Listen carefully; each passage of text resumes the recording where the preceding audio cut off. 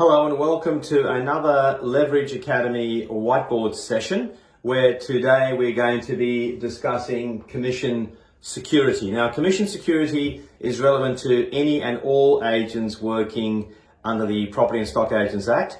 And in particular today, I'm going to be, as the presentation goes further, I'm going to be focusing on buyer's agency in particular, because there is certain aspects of buyer's agency that is particularly vulnerable to commission security. But let us start with the three pillars of the commission security story, and that is knowing the law about agency agreements, ensuring that you avoid operator error, and having a strategy or a mindset that focuses on enforcement and collection. So, with the law, the agency agreement that an agent would use is going to be governed by Section 55, no matter what type of agency practice you run.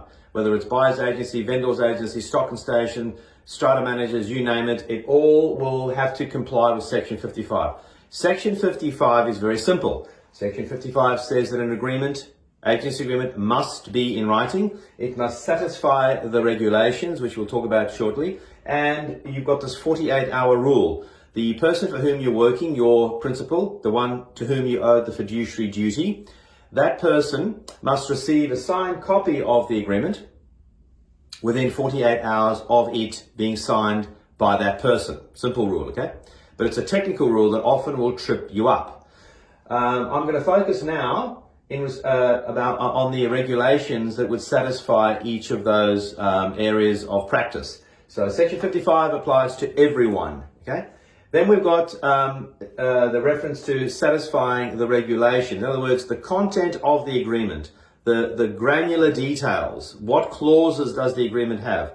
That must essentially satisfy regulations, and the broad satisfactory aspect of that is going to be around Schedule 7. Schedule 7 of the regulation sets out about 9 or so requirements that every single agency agreement must satisfy. Things like identifying the parties, things like warranties and authorities that must be in that agreement, things like a clause about remuneration, about reimbursement, about termination, all the basic things you'd expect that an agency agreement would need to comply with, all agency agreements. And then, in addition to Schedule 7 and Section 55, which applies to all, then you have a section, Schedule 9, I should say.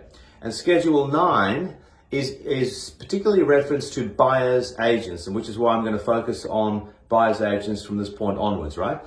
In addition, in respect of a buyer's agency agreement, there are two additional requirements that must be in that agreement. One relates to the statement of property details, and the other one relates to pricing. And as you'd expect, as a buyer's agent, you need to be able to point to your instructions. What type of property are you trying to help your buyer buy? And the more detail in this respect, the better.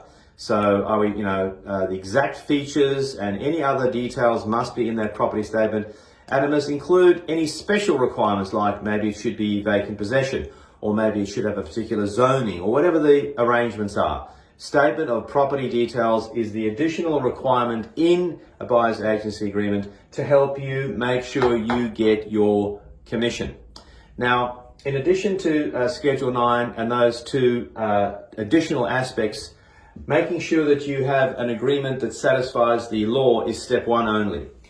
Step 2 is making sure that you now fill in the boxes correctly. It's no point having a beautifully compliant agreement that satisfies all the law if you don't fill it in properly, which is often where the agent will come unstuck. I mean, many is the time when we will get a phone call from an agent with tears running down his or her cheeks, so to speak, saying, I filled in the form correctly, I used the wrong license number, I didn't return it within 48 hours, whatever the arrangements are, right? So make sure that you fill in your form correctly and accurately, and that is simply pay attention to what you're doing and get it right. Now, it's the third aspect of commission security that probably will occupy a lot of attention going forward. And I've got some diagrams here that I want to walk you through.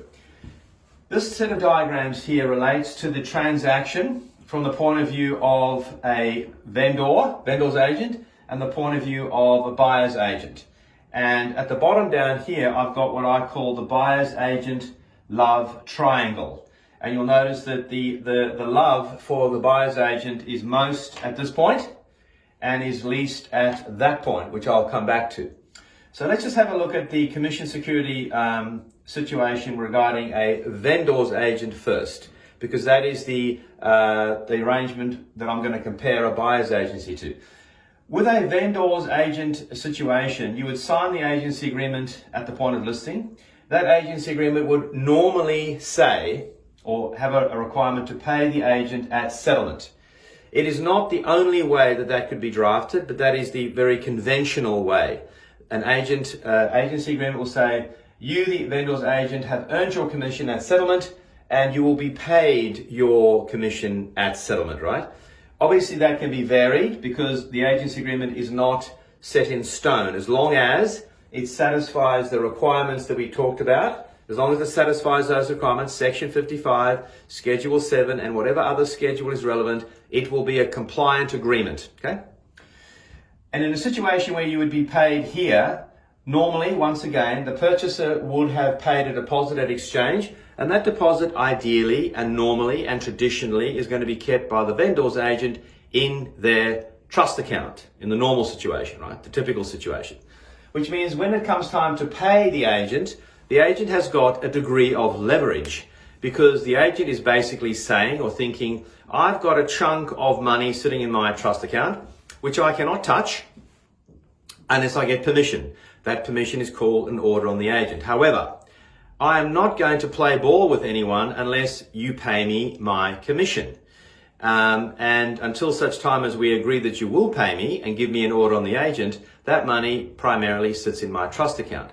Now, I'm not suggesting for a moment that there isn't litigation that would require an agent to pay out that money, even though they had not received their commission. But you're in a very, very strong position as a vendor's agent with money in your trust account to then have a conversation with the vendor to say, my commission is X, my agency agreement is valid, I filled it out correctly, and I expect to be paid. Please pay me because I have some of your money in my trust account, and I can take some of that money with your permission. In other words, give me an order on the agent and we can go our separate ways and all be happy. Now, it's not the same with a buyer's agent agreement, because buyer's agency, although it reflects the same transaction, we have an agency agreement that's going to be signed, we must go through an exchange process with our buyer, and we must settle. Our buyer must settle as well. The vulnerability of your commission is much more susceptible than a vendor's agent's commission, because you don't have the opportunity to keep any money in trust in a normal transaction. It's not impossible to comprehend that your buyer would put your commission in a trust account such that you are guaranteed payment. So normally that's not going to happen, but it could happen. But let's talk about the normal situation. So normally you sign up your buyer on an agency agreement, and at exchange is the ideal time to get the balance of your money. Most agency agreements are drafted such that on signing of the agency agreement by the buyer and the buyer's agent, you would get a chunk of money. Some people call it a mandate, some people call it a retainer fee. It doesn't really matter what you call it, but it's an amount of money to get your engine running. And ideally, the next best opportunity to get the balance of that money would be on exchange. And of course, the least optimal position to be in is to get the balance of the money at settlement, because if you look at the buyer's agent love triangle, you will see that the buyer loves and needs you most here and loves and needs you least over there. You don't really want to be in a situation as a buyer's agent collecting the broad chunk of money, the big balance of money, at a position where the client, if they happen to be recalcitrant and erring on the side of not wanting to pay you, is now going to start saying, well, look, do I really have to pay you that balance? Did you really do such a great job for me? Because now they are the owner of the property, ideally, and in most cases, and their need for you has changed. So in the strategy for enforcement and collection would be to get your money as early as you can as a buyer's agent. That's one strategy. Another strategy would be to make sure that you are engaging with the professionals working for the vendor and the purchaser. In other words, the solicitors and the conveyancers acting for the other parties. If you are on side with them, as it were, and they are assisting you to collect your money, you're in a very good position. If they are not going to assist you, in other words, if they don't look after you at the exchange and make sure that if you have an agreement with your buyer that you get paid on exchange or that you get paid on settlement, you are going to have to be collecting that money on your own. Not to say you can't do that, but it just means that you're going to spend more time and energy collecting those funds, when if you had thought it through and had a good relationship with the professionals at the exchange and settlement, there's a very good chance that they will assist you in collecting those funds as part of the arrangement.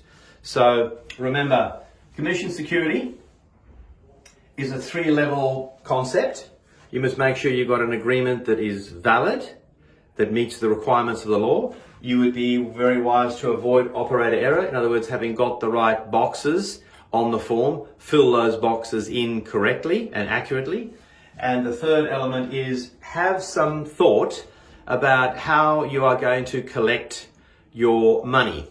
Now, as lawyers, leverage, solicitors, we do draft agreements from time to time, what I call bespoke agreements. There are ways in which we can assist the strategy of collection by having very, very precise clauses in an agency agreement that makes the client very careful about not paying you. That is what I would call legal technology, which we can insert into documents if in fact that's a strategy that you want to adopt, which means that you've got a multiple views about making sure that you collect and enforce your agreement. You're thinking about the timing of it, you're thinking about who can assist you in that regard, and ultimately, if none of that is working, you want to have a clause in your agreement that gives you sufficient teeth to say to that recalcitrant client, if you do not pay me, this is what could now transpire. So you need to be in a position where you stand firm, because if you don't, then more than likely nobody else will.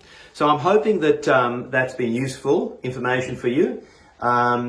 If you have comments and feedback, I'd be very grateful to receive it. Via Instagram, it would be @Craig_Leverage Group. If it's via email, it would be craigs@leveragegroup.com.au. And I wish you all the best, happy hunting, and take care until we see each other again.